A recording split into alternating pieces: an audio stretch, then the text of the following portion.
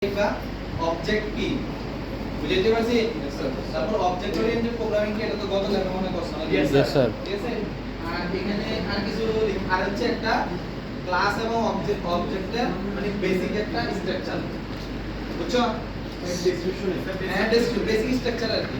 ধরো এটা হচ্ছে কি যে ক্লাস নেম তারপরে এখানে একটা অ্যাট্রিবিউট দিলাম আর হচ্ছে ঠিক আছে বেসিক একটা স্ট্রাকচার। Yes sir. ঠিক আছে? এই দুটো বলে হচ্ছে স্যার এটা কি হ্যান্ড রিটেন পেজ মানে হাতে করতে হাতেই তো আজকে তো যেভাবে করছে সেই ম্যান বুঝছো?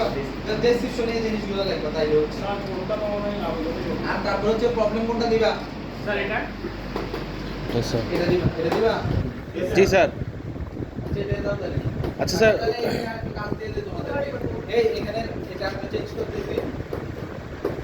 এটা হচ্ছে এখানে অবজেক্ট ক্রিয়েট করবা হচ্ছে 10টা কয়টা? 10টা 10টা হচ্ছে অ্যারে আকারে নিবা। কি আকারে? এরে আকারে। অ্যারে আকারে। বুঝতে পারছি কি না? Yes, sir. ইনপুট গুলো তখন এইভাবে আর দিতে হবে না। ফর দিয়ে চালাবে। Yes sir. অ্যারের মাধ্যমে নিয়ে নিতে পারবে। Yes sir. বুঝছো? Yes sir. অ্যারের মাধ্যমে জাস্ট এই দুটো আগে।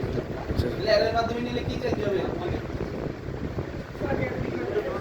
ঠিক আছে এই যে এখানে অবজেক্ট একটা দিয়ে স্যার এখানে দিয়ে অ্যারেটা স্যার ওই ব্র্যাকেট। জিনিসটা ভাষায় একটু রিসার্চ করবা। আচ্ছা, স্যার। কি করবে এটা? আচ্ছা স্যার ওই ডেসক্রিপশনে একটু কি কি লিখতে হবে আর দাঁড়া ডেসক্রিপশনে কি কি লিখতে হবে? ক্লাসের কাছে যা এই রিলেটেড যেমন ক্লাস কি, অবজেক্ট কি, আর এটার একটা বেসিক একটা কোড। আচ্ছা স্যার। স্ট্রাকচার কোড না কোড দিয়ে এখানে নোট দিয়েছো আচ্ছা স্ট্রাকচার। বেসিক স্ট্রাকচার আচ্ছা, স্যার।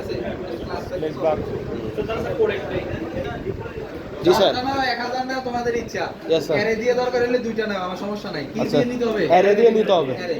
আচ্ছা স্যার। অবজেক্ট দিবে অ্যারে দিয়ে। Okay sir.